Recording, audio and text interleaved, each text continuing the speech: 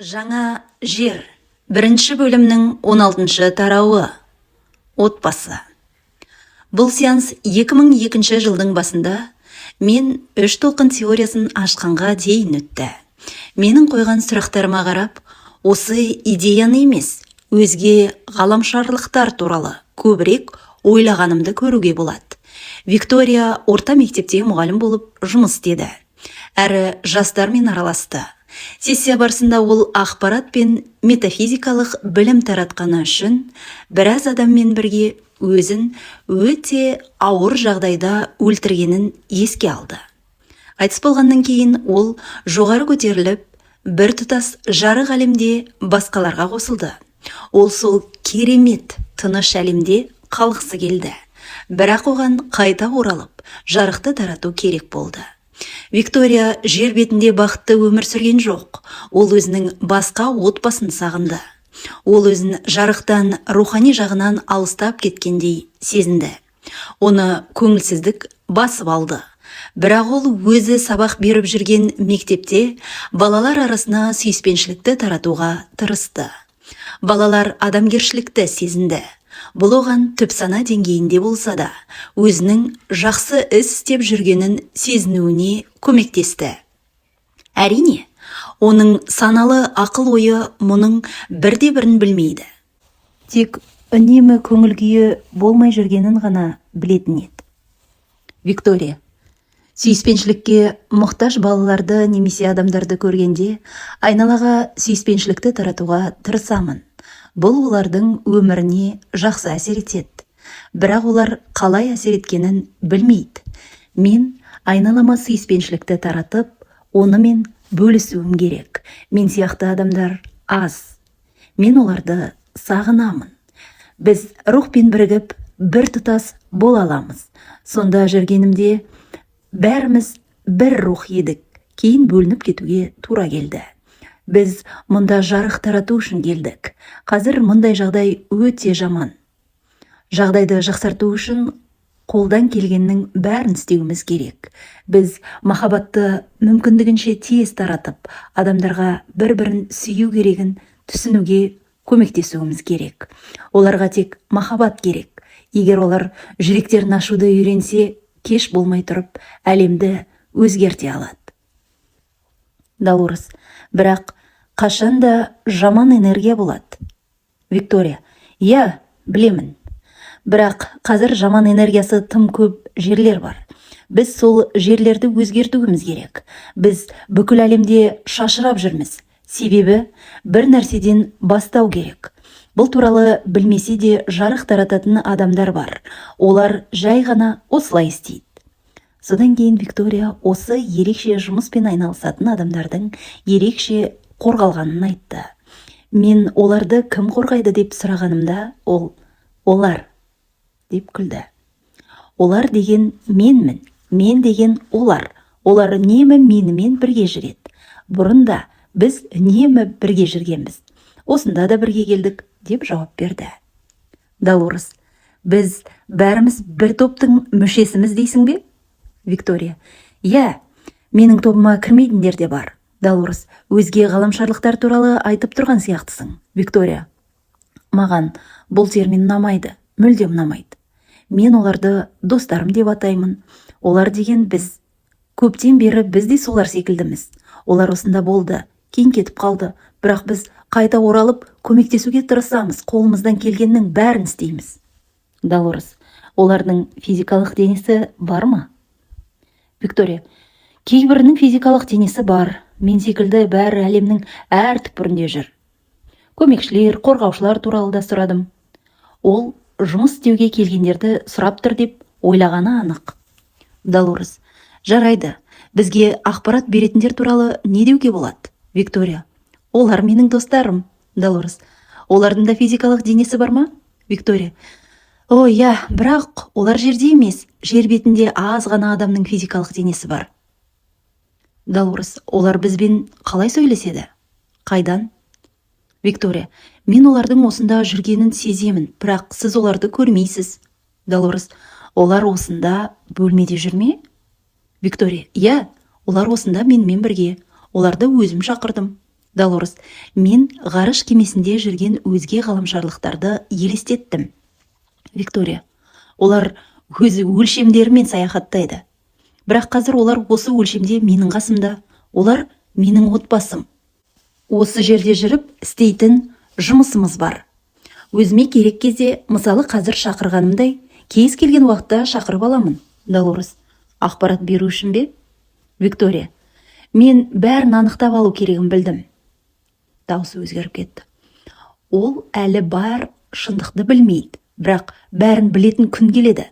Ол өзінің миссиясын жүрегімен сезеді, бірақ онымен бетпе-бет кездесуге әлі дайын емес. Ол әлі дайындалып жүр. Виктория өзінің басынан өткен тағы бір жағдай туралы сұрағысы келді.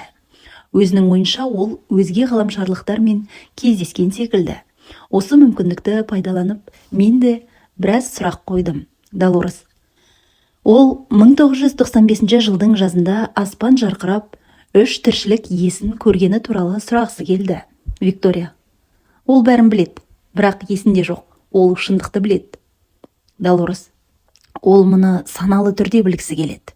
Виктория, иә, менің ойымша, оған бәрін біртіндеп саналы түрде көруге мүмкіндік беруіміз керек. Менің ойымша, уақыты келді.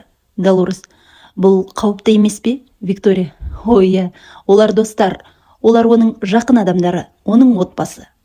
Долорес, иә, бірақ біз оның өмірін құртқымыз келмейді.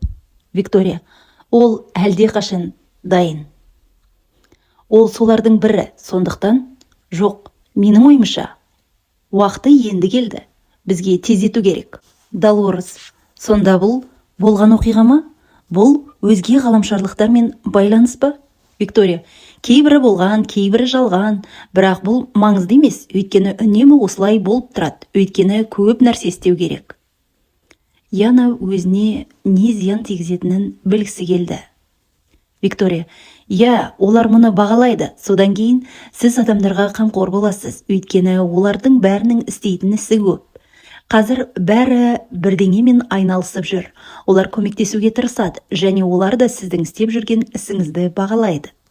Долорес, сол түні не болғанын айтып бере аласыз ба? Виктория, иә, мен ызылдағанын естідім де, терезеден қарадым, содан кейін жуынатын бөлмеге барып, келіп төсегіме қайта жаттым. Содан кейін төсегімнен тұрып, қолымды созып соларға еріп жүре бердім. Долорес, 3 тіршілік иесімен бе? Виктория, олар үшеумет. Менің ойымша, сол түні олар 4 болған сияқты. Долорес, түрлері қандай болды? Виктория, шын мәнінде бұл олар емес. Келгендер менімен бірге жүретін көмекшілер ғана болды. Мен оларды көргеніме қатты қуаныштымын, өйткені қайда баратынымды білдім. Олар көмектеседі, және оларға көп адам әкелу керек. Осы оқиғаны да бәрі қайта-қайта қайталай берді. Кемеде адамдарға үнемі төменгі деңгейдегі тіршілік иелері еріп жүреді. Кемемен саяхаттау үшін екі жағында осы тіршілік иелері жүруі керек сияқты. Олар мұны өз бетімен істей алмайтыны анық. Олар денесіндегі молекулаларды ыдыратып, қабырға мен терезеден өтіп кете береді. Бірақ кемеге көтерілу үшін қасында біреу еріп жүруі керек. Менің қорғаушылар атты кітабында олар мұнда 2 бөлек процесс бар екенін хабарлады. Долорес, сен солармен бірге кеттім деп айттың. Қайда бардың? Виктория, біз ана жаққа бардық. Ол сол жақты көрсетті. Ол жақта жарық болды. Біз жоғары көтеріле бердік. Содан кейін мен осы үлкен кеңістікке келдім. Отырдым. Бұл үлкен экраны бар сынып бөлмесі секілді болды. Біз не істеу керегін талқыладық. Тағы қанша қалды? Біз мұны да не істеуіміз керек? Я, мұны да істеуіміз керек екенін білемін. Мен келісемін. Бұл міндетті түрде істелуі керек. Бұл қазір істелуі керек. Я, мен сенімен келісемін. Я, аға, мен дайынмын. Сынып бөлмесінде тұрып, оның біреумен сөйлескені анық. Сыныптың қандай екенін қорғаушылар атты кітабында суреттеп жаздым. Оны менің бірнеше пациентім көрді. Ол негізгі үлкен кемелердің бірінде сияқты. Долорес, олар саған қосымша нұсқаулар берді ме? Виктория: иә, біз одан әрі не істейтінімізді ақылдасып отырмыз. Жоспар құрдық. Түнде де бір іспен айналысамын. Мен баратын жерлер, істейтін істер, қамқор болып жүретін нәрселер де бар. Бұл маған осы түнде не істеу керегін айтатын аралық станция сияқты. Осылайша мен баратын жеріме барамын, бұл жерден кетемін. Сол түні маңызды істі істеуім керек болды. Көп адам түнде денесінен шығып кететінін түсінбейді. Дене шаршайды, оған ұйықтау керек. Бірақ сіздің шынайы болмысыңыз, сіздің рухыңыз ешқашан шаршамайды. Әрі қарай өмір сүру үшін дененің оянуын күтуден жалығып кетер еді. Сондықтан сен ұйықтап жатқанда шынайы бөлігің қалаған жеріне барады және әртүрлі шытырман оқиғаларды бастан кешіреді. Ол әлемді айналып өтіп қосымша нұсқаулар алу үшін рухани әлемге барып, басқа ғаламшарларды зерттейді. Көбі түнде ұйықтап жатырмыз деп ойлағанымен маңызды жұмыстарды істейді. Сізге адасып кетемін деп уайымдаудың қажеті жоқ. Өйткені сіз денеңізге өлгеннен кейін ғана үзілетін күміс жіппен байланғансыз. Таңертең денеге оралып ұйқыдан тұратын уақыт келгенде күміс жіп шымақталып, шынайы бөлігіңіздің басынан өткен оқиғаларды ұмытып, өмірге ораласыз. Долорес: мұнымен физикалық денеңіз айналыса ма, әлде рухани денеңіз айналыса ма? Виктория: жоқ, физикалық денем айналыспайды. Бұл менің табиғи өлшемім. Әдетте мен ол жаққа барып тұрамын. Мен денемді осында қалдырып, бір уақытта басқа жерде тағы біреулерді оқытамын. Белгілі бір жұмыстарды істеймін. Сол түні мен маңызды бір істі істеуім керек болды. Қасымда көмекшілер жүрді. Олар маған денеден шығып, әрі осы денеге қайтып келуіме көмектесті. Өйткені мен осы денеге үйреніп қалғаным сондай, одан шығып қайта оралу қиын болады.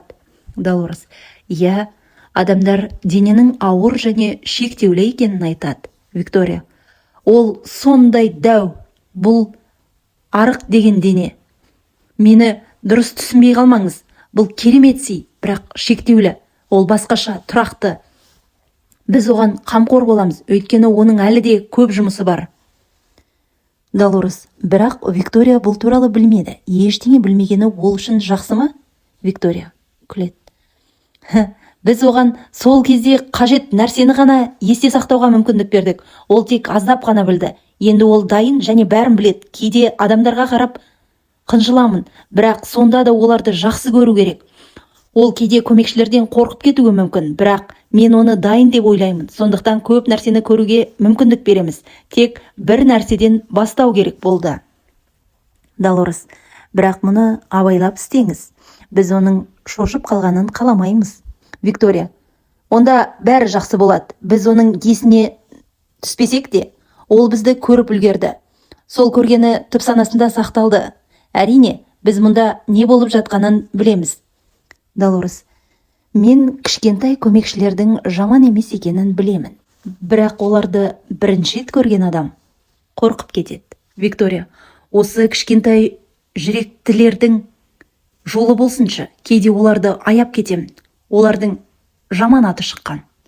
Долорес: мен үнемі адамдарға осыны айтамын. Олар туралы жаман сөз шығып кеткен.